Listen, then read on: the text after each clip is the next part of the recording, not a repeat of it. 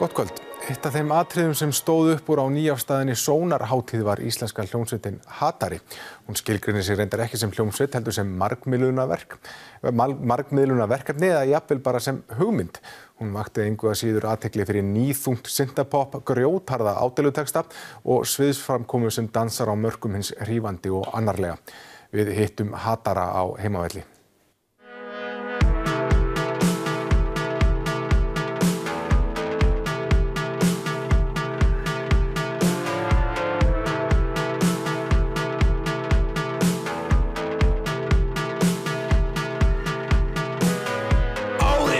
Frá þér eins og brauðmylsnum hent í ruslatunnu.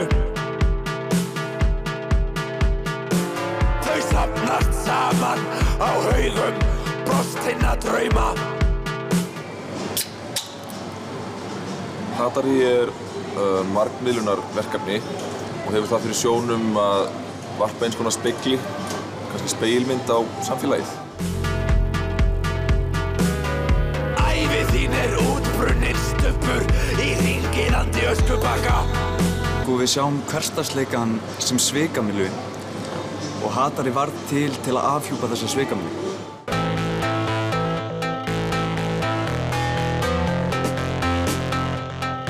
Hugðarefni okkar eru mörg, allt frá dauðanum, umbyltingu á samfélagi manna, neyslusamfélagið, tilgerðin sem felst í mannlegri tilveru, heimsendir, það myndheimur, það eru vídeó, það ákveðið viðmót í því hvernig við komum fram á netmiðlum. Komum ekki fram annar staðar en á netmiðlum sem við hönnum sjálfir. Við fæðumst inn í ákveðið ástand, samfélagi snjallmiðla og samfélag stöðurar sviðsetningar. Það sem okkar ímynd gengur í raun kaupum og sölum. Það í þessu andrúmslofti sem popúlisminn að hreyra sig aftur, vestanhafs og á meginlandinu.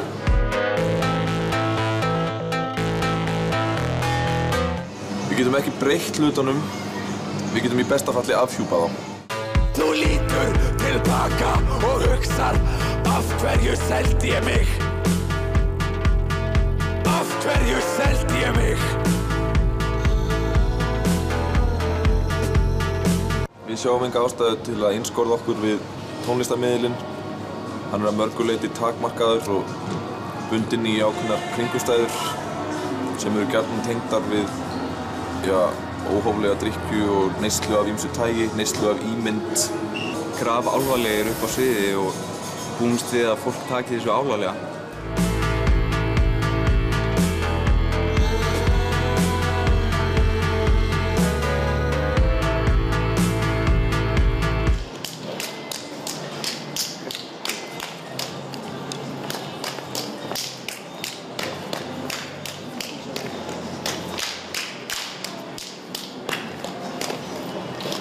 Þetta óumflýjanlegur raunveruleiki rétt eins og það óumflýjanlegur raunveruleiki að stöðugt að vera að selja sjálfan sig.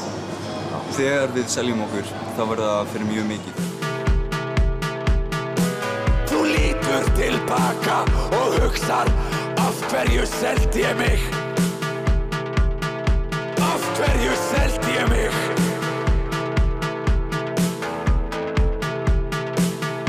Ekki fyrir meira! Og allstað sé slikja, ákveðin slikja af kaldhæðni og tvíræðni sem birtist í öllum miðlum, allri list. Til þess að ná í gegnum þessa slikju þarf að taka sterkt til orða. Það þarf í rauninni að öskra svo einhver heyri í þér.